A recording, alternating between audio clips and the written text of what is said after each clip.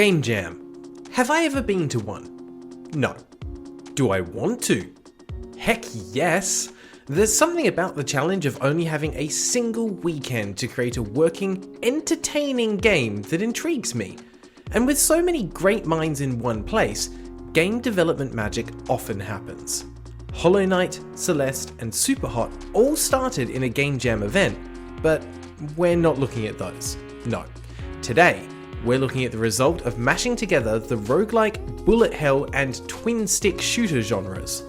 And the result is, well, you'll just have to see for yourself.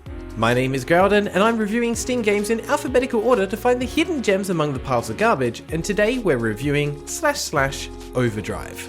Let's begin. Risk-reward mechanics are everywhere in video games. It's a part of game design that pushes us to try different things, and it can be found in most genres.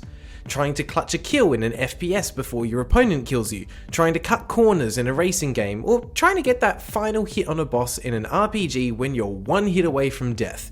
These are all risk-reward moments. Overdrive is not only a unique blend of the bullet hell, roguelike, and twin-stick shooter genres, but also uses risk-reward mechanics in an interesting way, making it the main gimmick of the game itself, even more so than the strange genre blending. But we'll get to that shortly. First up, we need to have a look at the overall presentation and options. From the moment you land on the main menu, the best description I have for the vibe of Overdrive is slick. Developed and produced by Bastion RE4, Overdrive started life in a Game Jam event and was then further polished in a series of live streams on Twitch until it finally released onto Steam in 2021. Looking at the options menu, it's surprisingly comprehensive. We have resolution, full screen, VSync, and frame rate options, separate music and sound effect sliders, multiple language settings, and fully rebindable controls with controller compatibility. This is lovely to see, and I'm not concerned by the lack of graphical preset options, as thanks to Overdrive's simple graphical style and reserved use of particle effects, it will likely run smoothly on most machines. With the retro neon style graphics and the use of contrasting reds, blues, greens, and yellows on the consistently dark backgrounds, everything really pops and it allows you to focus on the action when it matters. There are also some nice touches, like how the visuals start to warp and glitch the further they are from the center of the screen, especially as the intensity increases. Speaking of intensity, let's discuss the main gimmick of the game, the overdrive meter. As you fire bullets at your enemies, a bar at the top of the screen will gradually fill up. This bar is divided into 4 sections, and as you reach each section, your ship will get a different buff, starting with bullets that move faster, then a faster fire rate, and lastly some extra damage. However, if the bar fills up all the way, you'll take damage and cause the bar to reset. This means a core aspect of the central gameplay loop is to try and maintain the bar in the final quarter to make the most of the extra bonuses, but of course it comes with the risk of causing yourself to explode. Gameplay is split into 3 modes, with only standard mode being available initially and marathon and survival mode unlocking as you progress.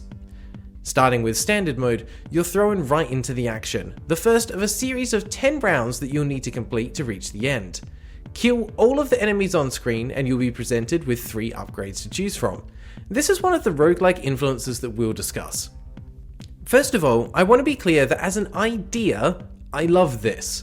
You finish a round and then get to pick something to upgrade, such as your total health, bullet speed, fire rate, bullet damage, the number of times a bullet will bounce, or even add elemental effects like piercing, ice, or electricity. In theory, this would allow you to tailor your ship to your personal playstyle, or whatever challenges you're going to face. Sadly, the reality is that all of the upgrades are either just straight numerical or percentage increases to an attribute, and you'll often be presented with 2 or even 3 choices that are the same with different numbers. So the only choice you'll usually be making is to click on the one with the higher numbers.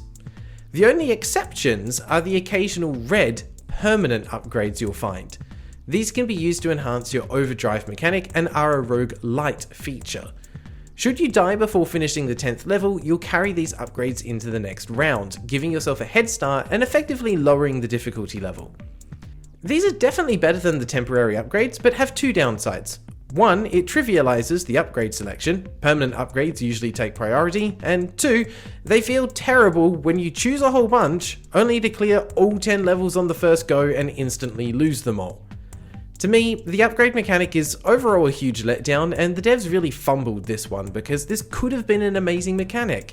We'll discuss the potential here later. For now, we pick an upgrade and uncover the second roguelike element, the stage selection. In between rounds, you have an opportunity to select the level you want to go to next. However, initially only 4 are visible to you. As with the upgrade system, this looks great on the surface but is disappointingly shallow once you actually dive in. A lot of this comes down to predictability. Let me explain. Every time you play through, the type and location of the levels are randomized. However, the number of each are not.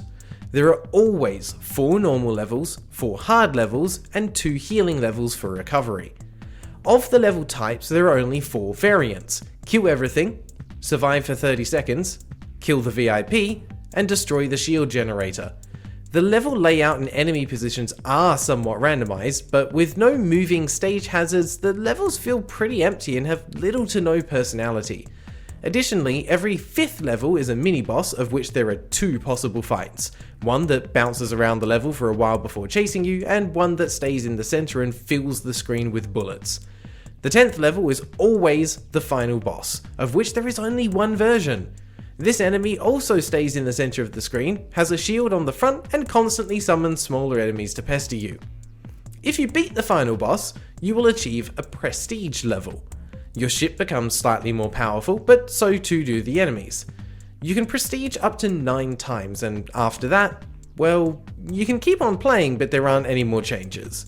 Again, I love the theory of the prestige mechanic, but the reality is that adding in an extra enemy or giving them 10% more extra health isn't particularly noticeable in between attempts. Sometimes though, you can be pulled through by the visual and sound design to elevate the experience. As mentioned, the visuals are nothing out of the ordinary, but are nice enough, especially when the screen fills with bullets. The sound design is, honestly, not as good as I was hoping. The most similar game reviewed so far is #Funtime, and by comparison, Overdrive is lacking in the sound department. There's not enough oomph or punchiness to many of the effects, making your ship feel like it's using a pea shooter rather than anything with real impact. There's actually no sound effect for firing bullets, and this is probably the part that makes everything feel really flat. Imagine picking up a gun in the latest Call of Duty and it makes no sounds when fired, but you can still hear the impacts of the bullets hitting things. It's weird and it doesn't feel good, and it's the same here. Adding to this is the limited number of unique background music tracks. There are 2 variants that play for the standard levels, one that plays for the mini-bosses and one that plays for the final boss. 4 pieces of music in total. Thankfully, it will only take you 10 to 15 minutes to complete a run through of all 10 levels, and you can quit after that because you've basically seen everything the game has to offer. Oh, what about the marathon and survival modes? Well, buckle up and prepare for disappointment. What do you think of when you hear marathon mode? Maybe an endless mode where the difficulty keeps ramping up, but you manage to stay on top of things by choosing your upgrades wisely, and things continue to escalate until you can barely see what's happening on screen. Oh no. Marathon mode is the same as standard mode, except there are no permanent upgrades and you can see all the levels. None of them are hidden. Okay, well, what about survival mode then? Don't bother with it. It's still 10 levels to complete, but every level is a 30-second survival level in which you can't kill anything. Oh, and the boss fights are removed completely. On the bright side, there are separate high scores for each mode, and they are an online global leaderboard, so if you're feeling competitive, there's something to aim for.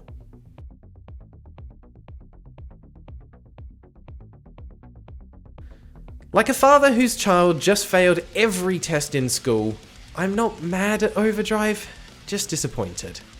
And if you've ever had a parent say that to you, you know it's somehow worse than them being mad, because it means they believed in you. Childhood trauma aside, I did go into Overdrive with some hope, but not too much, because goodness knows I can't afford to get my hopes up with anything on this channel. Because the genre combination sounded like it had potential. And I will maintain that it does. However, the devs didn't manage to make the most of it in my eyes. Here's some thoughts on how the game could have been improved. Starting with the upgrade system. Keep the permanent upgrades. They're a great idea. There needs to be a greater variety of them though. Have some that decrease the number of enemies in the next round, or cause them to be frozen for a few seconds at the start of a level. Make your bullets have a homing effect at the trade-off of reduced damage, and a small area of effect. Increase your movement speed, or grant the player a recharging shield, and so on. You want upgrades that increase and add to the variety of ways to play the game, while also making the player more powerful at the same time. A great example of a game that does this right is Risk of Rain 2. There are some straight numerical upgrades, but also a lot of other ones that are simply fun to play and experiment with because they can be combined in unusual ways. To fix the level progression system, I'd recommend adding more levels with varied goals, but also make these levels add modifiers to the mini-boss and final boss. That adds another level of player choice to the level selection rather than just picking whatever seems easiest. Make the player choices matter by affecting the difficulty and rewards of the immediate levels, but also the later ones. With some creativity, you could create a system that results in a different gameplay experience each and every time. And the icing on the cake would be making the prestige system unlock new modifiers for both the player and the enemies. Sadly though, the reality is that OVERDRIVE has none of what I just described. Instead, we have a fairly generic twin-stick shooter with some interesting ideas that never reach their potential. Did I have fun with the game though? Well, initially, yes, but it wore off pretty quickly once the lack of variety set in.